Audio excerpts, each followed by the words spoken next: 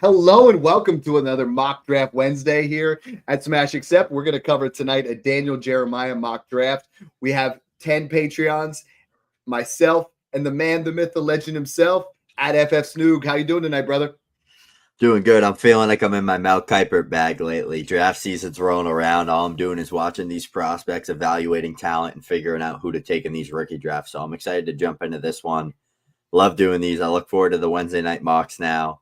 Just seeing like these NFL guys like Daniel Jeremiah, Mel Kiper, Bucky Brooks, all these type, Matt Miller, all these guys that are just constantly doing this, face into the books, watching film, watching prospects, talking about it. Yeah, they're ripping C4s left and right, staying up till 4 in the morning, I'm sure. So, yeah, let's jump into this one. I'm excited to kind of put our Mel Kiper pants on and talk to the audience about this. Yeah, so what we're going to do is we're going to take Daniel Jeremiah's mock. We're going to take the guys that he took in round one, just to give you guys some of that background. I mean, it's Ashton Junty at 12 to the Cowboys. We have Cam Ward going to the Giants, Tet McMillan to the Panthers, Shador Sanders to the Raiders, Luther Burden to the Texans. We got Travis Hunter to the Browns. We got Tyler Warren going to the Jets. We got Golden going to Pittsburgh, and then we got Loveland going to the Chargers. It's going to be a fun draft. You know, what we decided to do, and if you guys have not checked it out before, you know, we talk about it all the time. There's no better place right now than to be in the Smash Accept Patreon. Get yourself in there, $5 a month. Covers, you know, you're going to get all my content, Snoog's content, everything that you guys need to absolutely smash your rookie drafts. We have 10 guys. You know, you guys have been watching this live on Tuesdays when we do live trades. Most of those trades are coming from the Patreon. Now we're doing it. If you guys want to draft with Snoog and I, like you're going to see on the board here in a second, we are doing this live mock drafts with the guys from the Patreon. You know, it's just a fun exercise to get ourselves ready for our rookie drafts, which come around. Snoog, it's not that far away. You know, you look at it right now, and we're into February now. We have the Super Bowl coming up, and then once we get into April, things are going to start cooking. You know, we're going to be real close. It's always right around that same time as my birthday. We're going to get these guys rolling. This draft is about to start, and Snoog, I can't wait. You know, because this is something that's super excited. Once we get this first pick in, we're going to start cranking. So, Scarface, if you want to go ahead and start the draft, we are right there. Yeah, I'm excited for this one. We have a couple guys, like obviously this is a very stacked elite running back class that not only Junty was the round one running back that went, that's probably as expected. You're probably going to see a plethora of running backs going in that round 2 to 3 range. That's going to shape up a lot of this draft, especially in the first 15 to 20 picks. This is the dream scenario. So Monk from the Patreon, he gets the 101.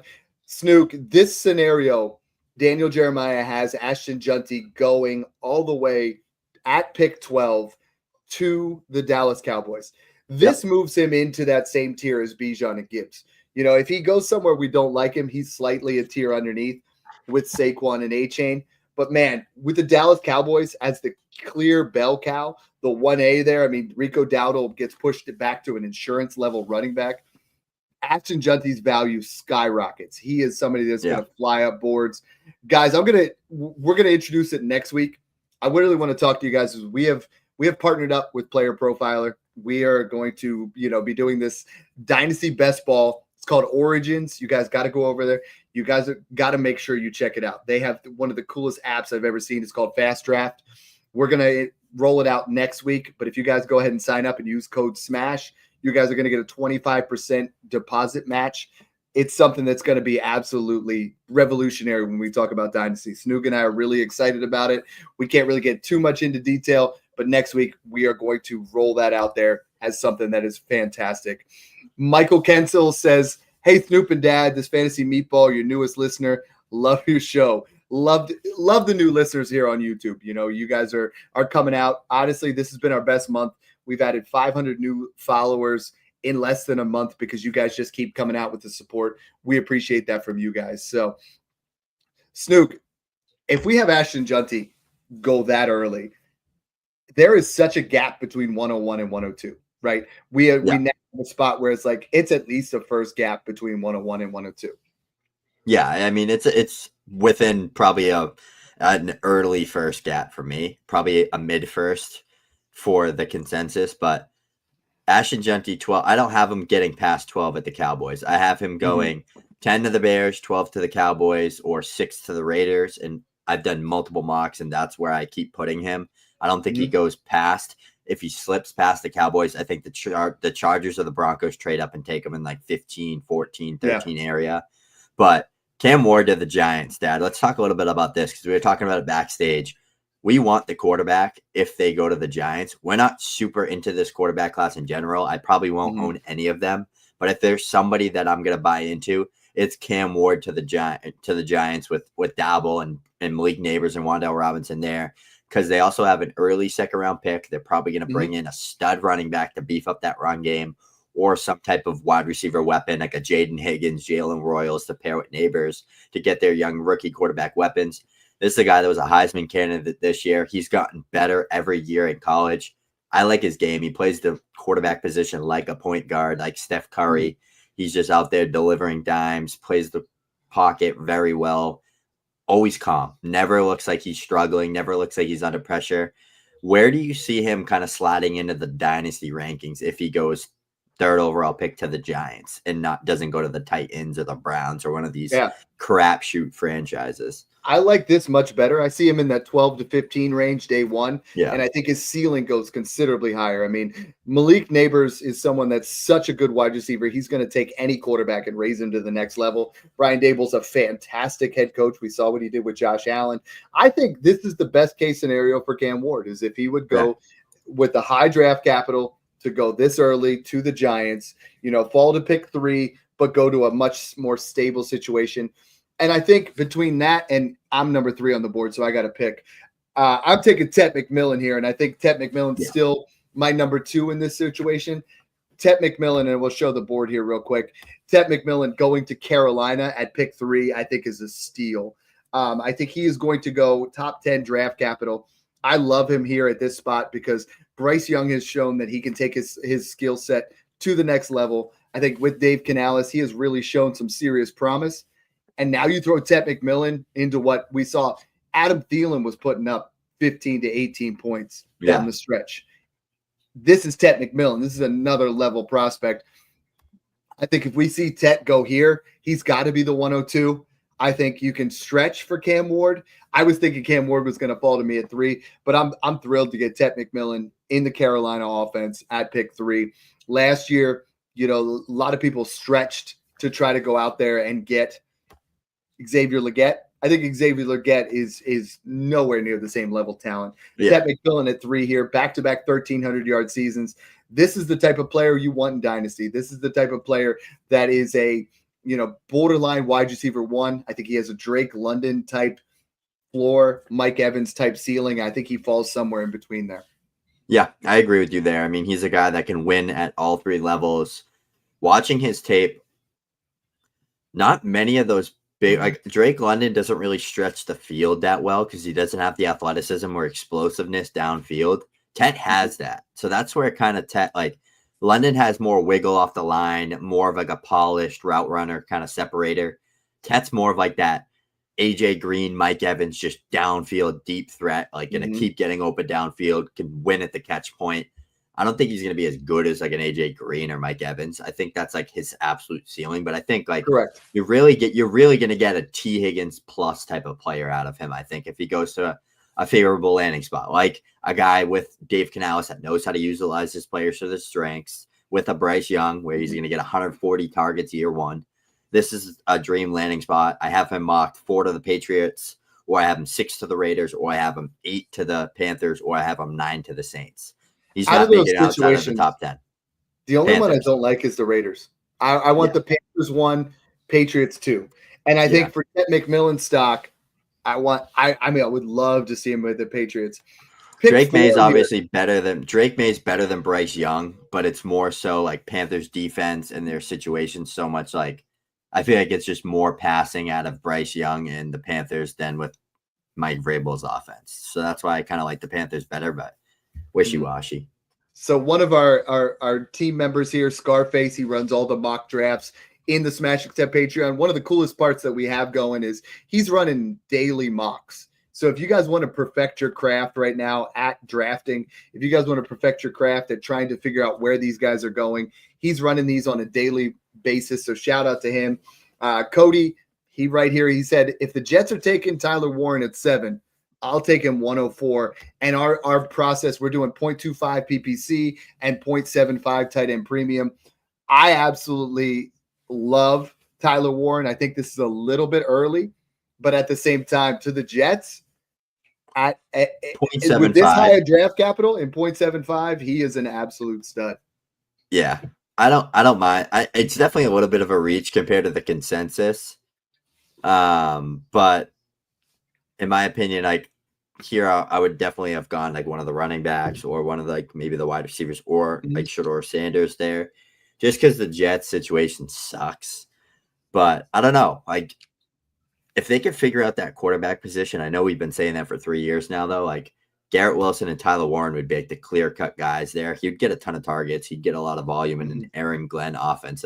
That's a coach coming from the stem of what they just did with Sam Laporta for 2 years. So like I always like to see that. I always like to see recent success. I know he was the defensive coordinator, which is like, but he's still involved with the offense. Like he's still. I know everyone's seen that video of him getting absolutely excited when they draft Jahmyr Gibbs in the draft room. Like he's still involved, even though he's calling defensive plays. So really like it there. But yeah, that exactly like this guy said, respect it. Why play if you're gonna play scared? I love that. Yeah. Like with Warren, because it's 0.75 tight end premium. Let's be honest, we should have done this with Brock Bowers last year. A lot of people really wanted to push Drake May above him. They wanted to push Rome Odunze above him. I saw some people push JJ McCarthy. It's like everyone was trying to push their guy up because they said, well, tight ends aren't going to get it done. You know what I mean? Like that's not I know who the next pick was since just based off your reaction. I mean, we got Snoog swearing on the live stream.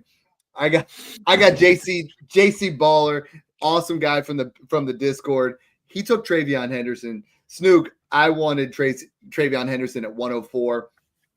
I think Travion Henderson is going to go between the 102 and 104 in every single draft. If we see him in the Cowboys, the Chargers, or the Raiders in the early second round, or the Vikings move up, in the late first into that area, Travion Henderson belongs at the 102 if we see the right landing spot. Like as much as I like Ward and McMillan, they aren't perfect prospects, but Travion Henderson really just reminds me of a Jahmyr Gibbs light that, we're talking about fast draft. I will be drafting him absolutely everywhere because it's a best ball format. I think he's a home run waiting to happen. I love Travion Henderson.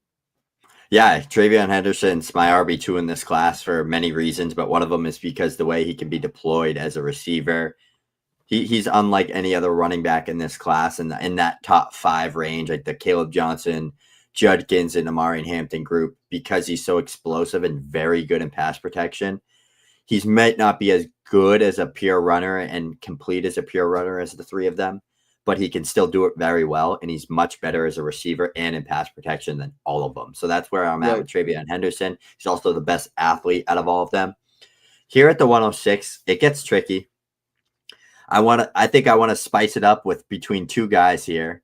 One of them feels like an obvious answer, but I'm going to keep things on brand because I'm starting a wave at Smash Accept that the 2 best damn running backs in this draft class are from Ohio State after Ashton Junty.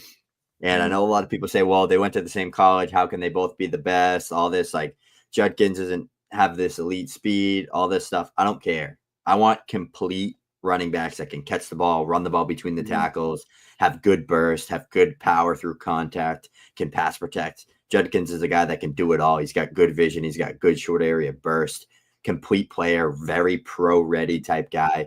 Daniel Jeremiah has both of them in his top 35 big board. So with the mock, because it's a Daniel Jeremiah mock, I chose to go Quinshaw Judkins over Travis Hunter because I know that if he did a second round, Judkins would have went probably pretty early in that second round mock, probably to a Dallas Cowboys, a Chargers, a Giants, one of those, maybe the Browns. I keep seeing that landing spot for him. He's Josh Jacobs. He's Joe Mixon, that type of player, that type of ceiling. He'll run through your face. He'll juke you out of your cleats. He's special in the short area. so many people are off him. So I'm doing everything I can to the 22.8K followers on Twitter to pave the wave that the best 2 running backs after Ashton Junty went to Ohio State. Yeah, I think Quinshon Judkins, you and I both had him as the RB1 overall this time last year, before the transfer. And then once he transferred, a lot of people soured because the stats weren't there, but like the talent was still there. It's just we're actually getting a discount on Quinshon Judkins. 3 seasons over 1,000 rushing yards. And that's and true less freshman usage season we've ever seen from a running back. Exactly. Dion Raw is on the board. Another great guy from the Discord. Someone that, I talk to on a regular basis. I'm excited to see who he goes here on the board because Snook, I think now we start to, there we go. There it is. I love this. I was just going to say this to you. I was going to say, I know you would have taken Travis Hunter, so sell us on him. I would have definitely taken Travis Hunter. Let's just call this what it is. If Travis Hunter, which right now he has come out and said, whoever takes me, I want to play both sides of the ball, has now created a discount on the most talented player in the entire draft. Travis Hunter has more talent than anyone in this draft, maybe outside Ashton Junty. Ashton Junty's running back skills are phenomenal, but Travis Hunter as a football player is the best player in this draft. He's the most talented guy. If he goes to the Browns, what's to say he isn't the wide receiver 1 on that team? If we knew he was only a wide receiver, he is the 102, period. No, it doesn't matter. He's going to go this early in the draft as a wide receiver. We haven't seen that in a long time, a guy go 102. The fact that he's going to play both sides of the ball has a lot of people worried, right? Like they're moving themselves back to say, okay, now I saw a mock yesterday, Snook, from really intelligent people in the industry, had him at 201 because they said they don't want to take a defensive player. That is a steal. Like we're going to find out what it is, but if he pays 40% of the snaps, he's going to be a fantastic player. It's just going to matter who that quarterback is. Dion, I love this pick. Travis Hunter's if he talent came out and said, is through the roof. Came out and said, I'm going to play full-time wide receiver, he'd be my 102. Like, no doubt about it. Hands down. No doubt about it. He is a special athlete. He's special in the contested catch area for a guy that's a little bit smaller and slimmer. Good route runner, natural separator. He has bursts that you don't see from wide receivers often. He's like that Garrett Wilson type athlete, just a special athlete. Incredible in the short areas, insane jumping, can go up in high point. He's a do-it-all.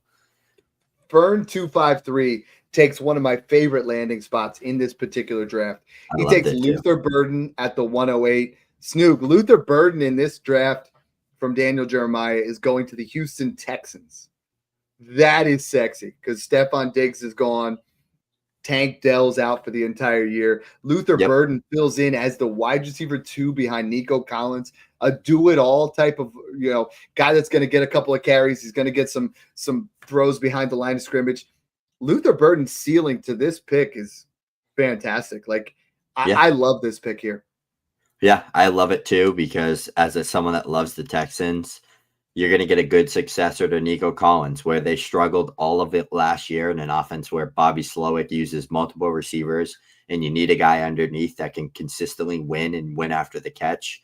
They didn't have him because Nico Collins would get double teamed and then it was John Mechie and Robert Woods. So Luther Burden would literally be like a blend of Tank Dell and Stephon Diggs as like a guy that can win underneath, win in the slant game, win after the catch, win in the screen game, and stretch the field downfield with his athleticism. This is a guy that put up 1,200 plus yards as a 19-year-old sophomore in the SEC. I was watching some Luther Burden tape the other night. He had like the worst quarterback play I've seen. Like so many times where he got wide open and had a guy like 2 to 3 yards behind him, and the quarterback either threw the ball like way behind him and it was incomplete, overthrew him and it was incomplete, or threw a pick. So I literally screenshotted like 5 plays where it was like Luther Burden was wide open. So makes me more bullish on Luther Burden as a prospect because I know it wasn't him. It was the quarterback play is why he had that big regress this year. So we got a big fall here with the guy that just got taken. Honestly, I thought he was going to go probably right after me. I think Shedeur Sanders here at the 1-9. I thought he should have. I think he should have went 1-4 to the Raiders because I think the Raiders are starting to build something here. I think Tom Brady being there, I think, going out and getting Pete Carroll, I think they really want to put the pieces in place. And Shedeur Sanders with Brock Bowers, with Jacoby Myers, I think could really succeed in Las Vegas. I think Yeah. he's not sexy.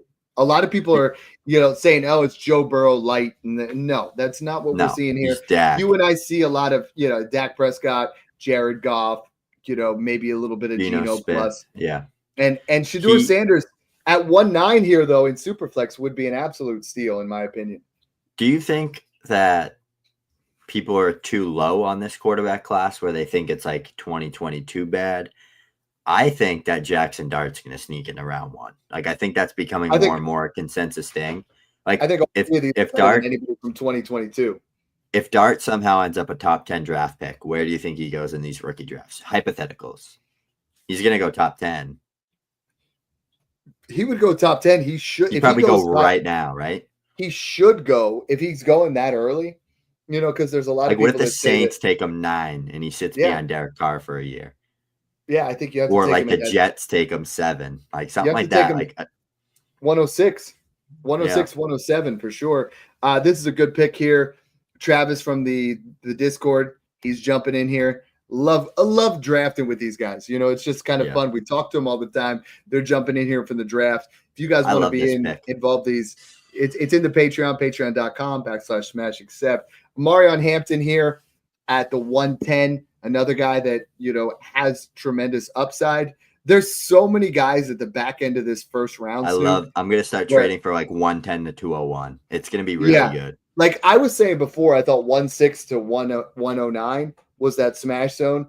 I think from 110 to 203, you're going to see Omarion Hampton. You're going to see Caleb Johnson, Emeka Ibuka. You're going to see Cam Scatterbo, Devin Neal. I mean, this is a hot Loveland. This is a great spot. If you guys won your championship, you're going to get rewarded by having fantastic players here at the end. Omarion Hampton is a guy that you and I, neither of us love Omarion Hampton as a prospect, but he has top 12 dynasty running back upside if he goes to the right landing spot. Absolutely. Yeah, I'm lower on him. The only reason why I'm vocal about him on Twitter being like someone I'm lower on is because of how much hype and value he has to the general consensus. Mm-hmm. So what I'm trying to do is just put my opinion out there that no, I'd rather the Ohio State running backs. And if this was a different mock draft with a different YouTube channel, I guarantee you Hampton would have been 102 to 104. Like, so this is what you can kind of see, like the difference, like what we've been putting out is like kind of what our crowd is. And now Hampton kind of goes like, if I could get Hampton 110 to 112, sign me up all day. I'm not taking someone like that 102, 103, that profiles to be like a Nick Chubb light. Like I want someone that has elite pass catching, has elite talent, has traits that he's I don't want just this big athletic bruiser that's a bowling ball and is going to go for 1,010 touchdowns and catch 40 passes to take it to 102. I'd just trade that pick and go get AJ Brown or Nico Collins at that point. But that's kind of where I see it. Yeah, Big Fish Dog from Smash Accept 15. He's also in the Patreon. He's got here, it's 0.75 tight end premium. I don't think the gap between Tyler Warren at 4 and Colston Loveland at 11 should be anywhere close to this. I mean, I think Colston Loveland in this particular mock that cost goes to the Chargers. This is the piece, right? This is where we want any of our tight ends to go. We want Fannin. We want Loveland. I mean, I don't think there's a chance that Warren falls that far. But, man, the Chargers, this would be as the number 2 complementary piece behind Ladd McConkey. Colston Loveland could catch 10 touchdowns as a rookie in this offense. Like, they just need a big target in the red zone. Quentin Johnston's a great target down the sideline. Ladd McConkey's great underneath. You throw a red zone target in here, sky's the limit here for Colston Loveland and Justin Herbert. This offense is starting to move in the right direction.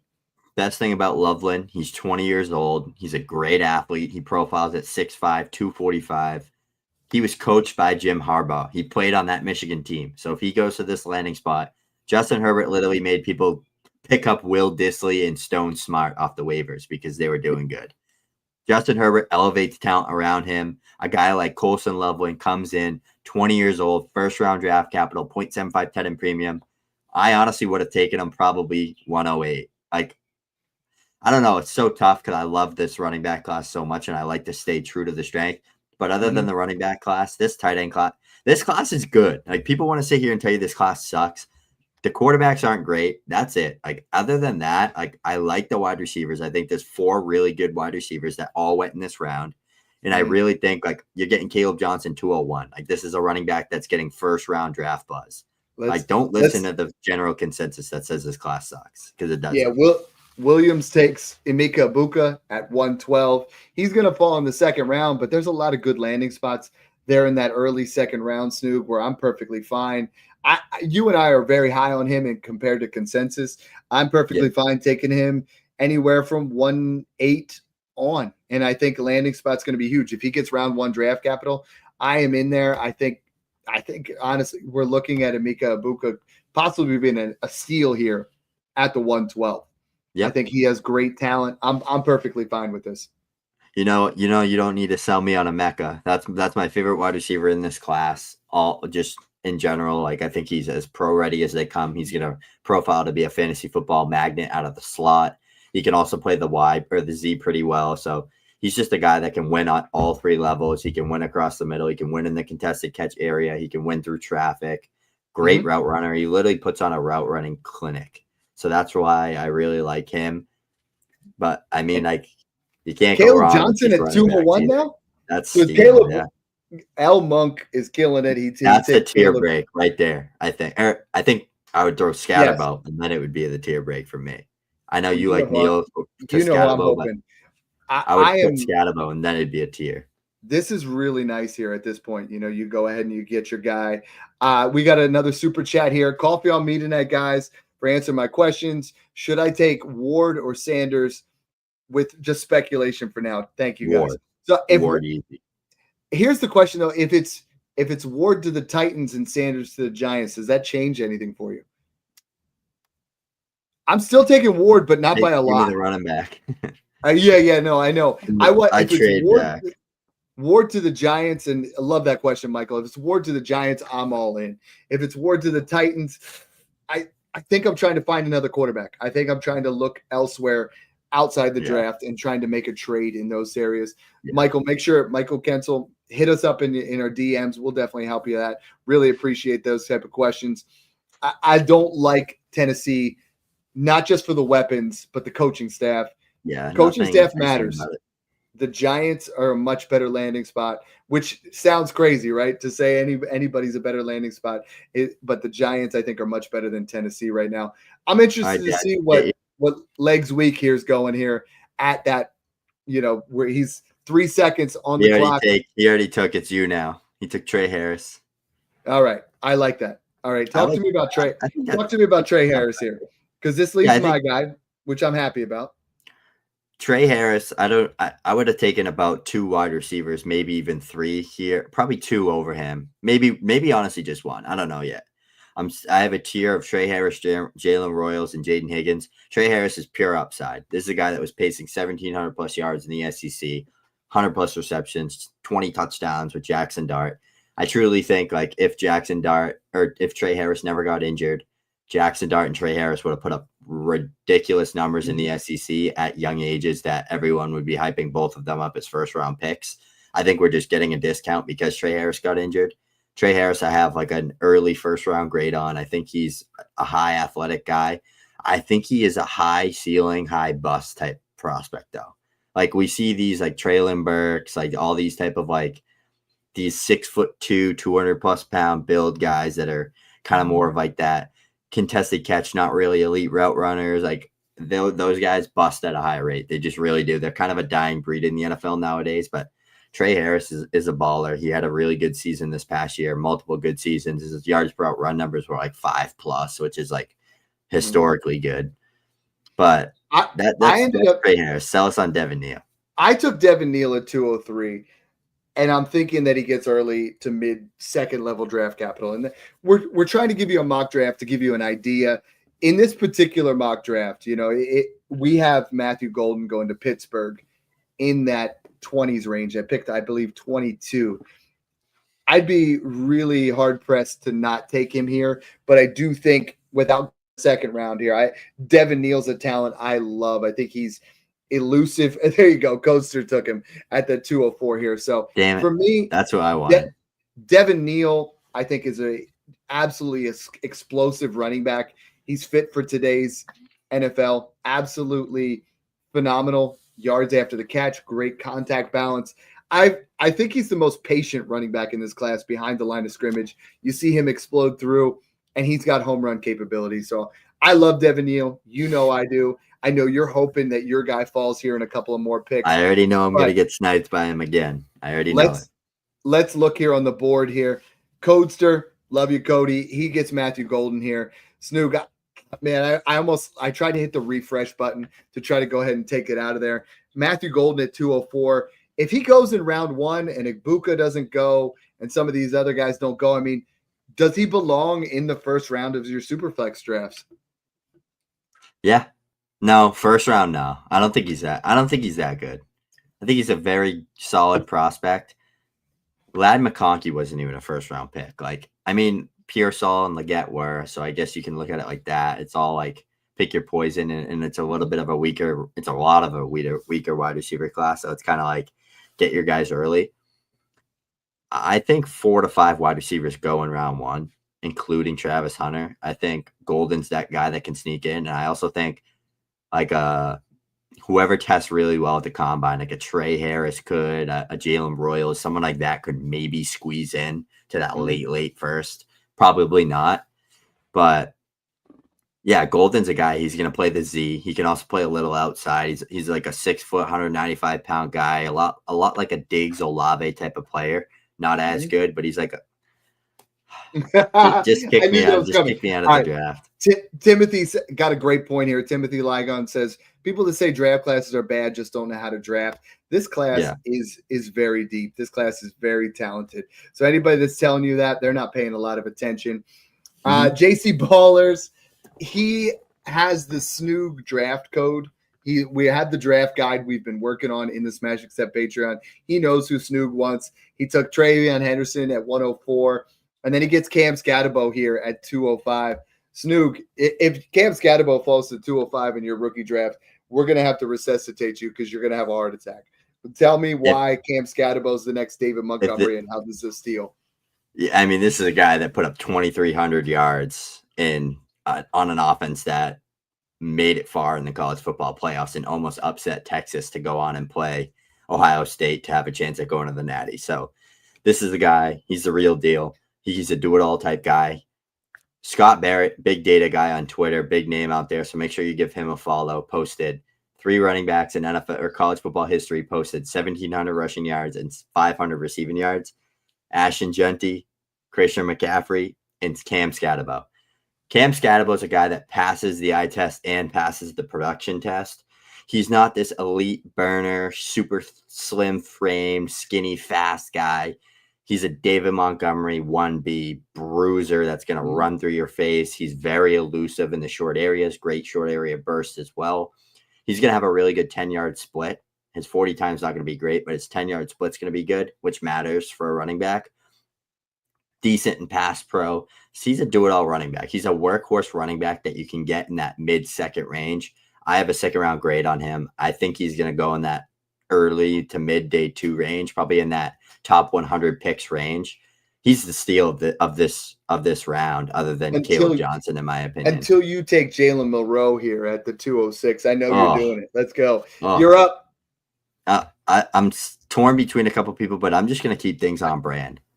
Give me Jackson Dart here. QB3 in this class. He's going to be a first-round draft pick. He's got rushing upside. He has the best pressure-to-sack ratio in this class. Analytically and production-wise, he stacks up very nice to be damn well arguably the QB1 in this class. He's not, but he could be QB2 or QB3 for sure. He's a guy that I think is that third quarterback that goes round 1. A Steelers team could take a shot on him, or some of these other teams. Arm talent, can escape the pocket well. Gunslinger type mentality. He's a guy that needs to sit for at least a couple, probably 6 to 8 games or a year. Young player, still 21 years old. But he's someone that I think in this 206 range is a really high upside play, because I'm getting a quarterback in Superflex 6-point passing that is probably, if he didn't go first round in this mock, he's probably going early round 2. Maybe like the Titans or the Browns or the Giants or one of those teams that missed out on a quarterback takes one here. Maybe the Jets, one of those type of teams. So I like this type of pick and upside here because in this second round, you're chasing upside. Like I'm not trying to draft a flex. I want someone that's the steal of the draft, and that's why I go for Cam Scatabo, a Devin Neal, a Jackson Dart, Caleb Johnson, 201's like a no-brainer steal. A lot of steals so far in this second round. This is Michael Penix Jr. with more upside at this round last. We were taking Michael Penix Jr. in 204 to 207 last year. He landed in a great spot with the Falcons. I think Jackson Dart has more talent than Michael Penix Jr. Michael Penix Jr. is a two light. If you put Jackson Dart and just say he gets drafted, I'm gonna tweet that and people aren't gonna like it. No, they won't like that at all. But sharp people understand what he has and what he brings to the table. If he gets a proper landing spot like the Falcons, where he goes somewhere where he's going to sit for a little bit, I think this is a great pick. I think this is a fantastic pick. I also love this next pick. My man Dion's Raw. I love talking to you on Twitter, pick. Man. Love talking to you in the Discord. It's fantastic. Harold Fannin Jr. at the 207, 1,500 receiving yards, 117 receptions. This guy's a dog. Like Harold Fannin Jr., if he goes early round 2 or even late round 1, this guy is going to absolutely blow up. We know the only reason you're getting him this late is because he was from Bowling Greens. If you replace him with any of these other tight ends, he's got the size, a little bit lighter, but he's 6'4", gonna line up there. I love him like an Evan Ingram type. I think he's gonna have a fantastic year one.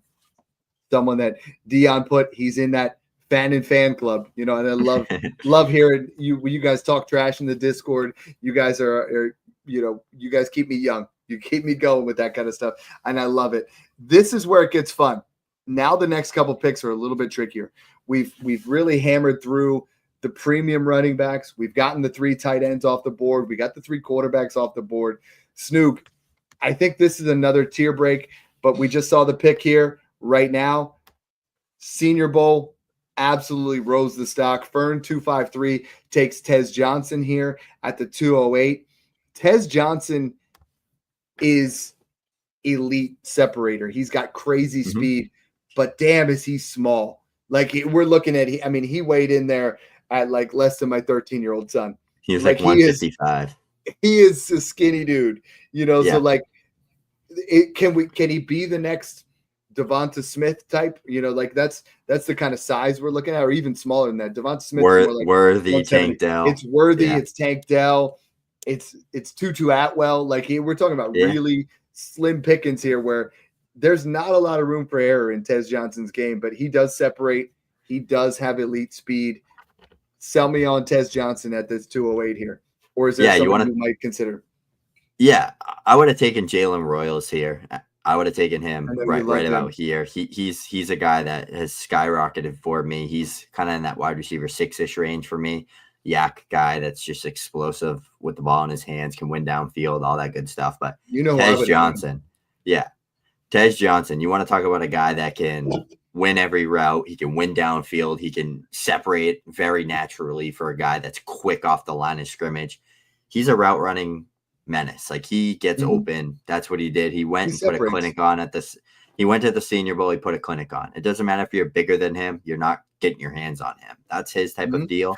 He's going to matter where he goes situation wise. Like he needs to go to like a Mike McDaniel, Sean McVay, Andy Reid type offense where they're going to know how to use him and not let players get their hands on him and get physical with him, because he is the type of guy that can win downfield. He can win in the short game. He's got good yak. Analytics are through the roof. Yards per out run numbers are phenomenal. Multiple seasons over 3+. So just a player that checks every box analytically. A little bit older of a player, but I keep saying that the Broncos are a phenomenal landing spot for him because he played with Bo Nix in college. He's literally brothers with Bo Nix. They like took Tez Johnson in the Bo Nix family, and like he lived with them for multiple years. So that's why I think that's a good landing spot for him. McDaniel here just carries the trend of taking the steal. He got Shador Sanders at 109. Now at 209, Ollie Gordon falls here. Ollie Gordon, if this was a 2024 draft and he came out, you wouldn't even be able to get him at 109. Now you're getting him at 209. And I think if he goes at round 2 draft capital, Ollie Gordon is a steal. I keep seeing a lot of people say him round 2 to the Steelers. he's just another Najee Harris type player. I think he could be fill in there perfectly. And this is more, you and I both believe that he's more of a 1A than a 1B, but I think he's going to fall. If he goes round 2, he's a 1A in the NFL. If we see him fall to round 3, maybe even round 4, the draft stock's going to get a significant hit where some of these other wide receivers are jumping in. But Snook, I'm done trying to risk round 3 wide receivers. You know, like if Higgins or Royals go in round 2, I'm down. But I would rather have Ollie Gordon right here. I would rather have Dylan Sampson. I mean, I think he's fallen way too far in this draft. I think if the wide receivers go, we always get this take clock, right? Where we love a wide receiver. And then all of a sudden they go, let's say Troy Franklin, right? Everybody loved him. He just kept falling, but people were still taking him in second round. They were taking him over Bucky Irving. They were taking him over Braylon Allen. And right now, Troy Franklin's stock is never going to go up. Let's just be honest. They're going to replace him. Marvin Mims took over that spot. Jermaine Burton was a guy that fell into this area. Luke McCaffrey. Stop taking wide receivers in this area that aren't talented. I'm done doing it.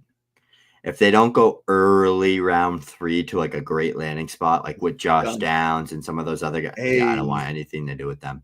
I'm taking running back. So this is the type of class where, this is a great pick here.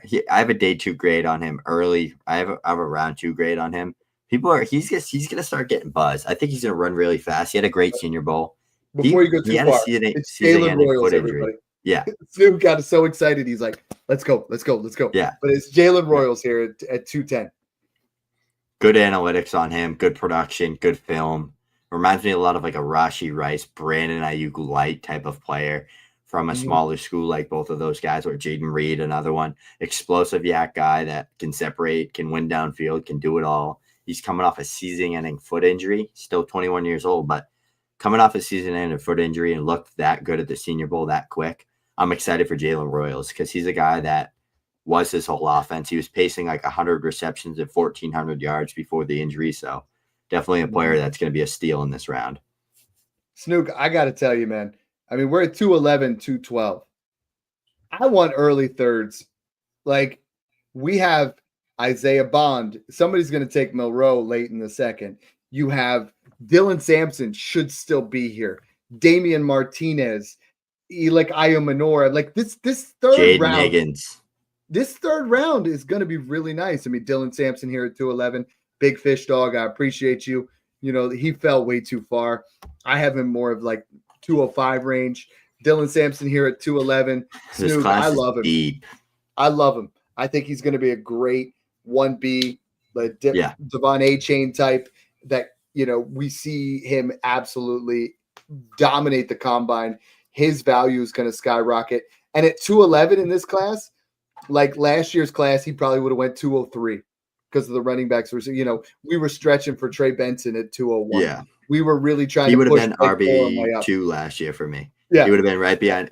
If you look at just what I've been using now for my new running back process, Bucky is RB1 last year for me. Even like all like just based off like the production profile process I run, Bucky was the RB1 in last year's class. I wish we would have Samson would be 2 there because we both said it in April. We were like, "Yo, Bucky's our guy," and then we're like, "No, the draft capital said otherwise." And and he tested like a 17-year-old high school athlete at the combine. So I was just like, I don't want anything to do with him anymore. He really did. It was pretty gross. If he ran 4 3s, 4 4s, like a small running back should, I think he would have stayed our RB1. And we got our last pick coming up here. I'm excited. Oh, there it is. I love it. We're going to share this to social media so a lot of you guys can see it. We got the last pick, Isaiah Bond, 212. I'm so off of him. Williams. I know you are, but we're just trying to, you know, make sure we get the entire process going here. At 212, Isaiah Bond. I personally probably would have went Milroe or Martinez. I would have went Higgins, or James. Dane Higgins. Or Higgins. Snoop, this is what I'm saying is we just did our top 24. And, I mean, we're talking about Higgins didn't go. We're talking about Milroe didn't go. We're talking about, James didn't go. Iomanor, Restrepo. I mean, how many other guys do we need to list into this with the guys that should have higher draft capital, guys that are going to be in that third round, up to 301 to 304. I think are spots where I'm really trying to trade right now. I'm trying to take the news of Cooper Kupp, and I'm trying to take Whittington and get into 301. I'm loading up on draft picks. I'm trying to get these late 2s, early 3s. I'm trying to get these late 1s, early 2s. Try to find those soft windows and those spots where you can dominate your draft. Nowhere better to do that than the Smash Accept Patreon. Snoog's building out the draft guide to help you guys with your draft. I'm putting in player comps so you guys can try to figure out value-wise, if I don't want the 107, who can I buy with that pick? We have everything you need in there, guys. Come in there, check it out. Like I said, we're going to be really rolling out some cool things here from Player Profiler in the next couple of weeks. We're going to really just hit you guys straight in the mouth on YouTube. We are on here every single day, every Tuesday, 9:30 Eastern Standard Time. We are doing a trade show. Send us your trades. A lot of you guys, Tatum just put one in here. Send us that for next week because right now we're talking drafts. Mock draft, we're going to hit every Wednesday. We're here to really put you guys over the top. I know there's a lot of great YouTube content out there. Snoog and I are trying to give you the most consistent, the most process-oriented type dynasty content we can, because if you just like a player with your heart, that's one thing. Snoog and I are trying to give you principles. We're trying to give you backing. We're trying to give you profiles to just say, this is how it's done. So we thank you guys for tuning in and enjoy the process.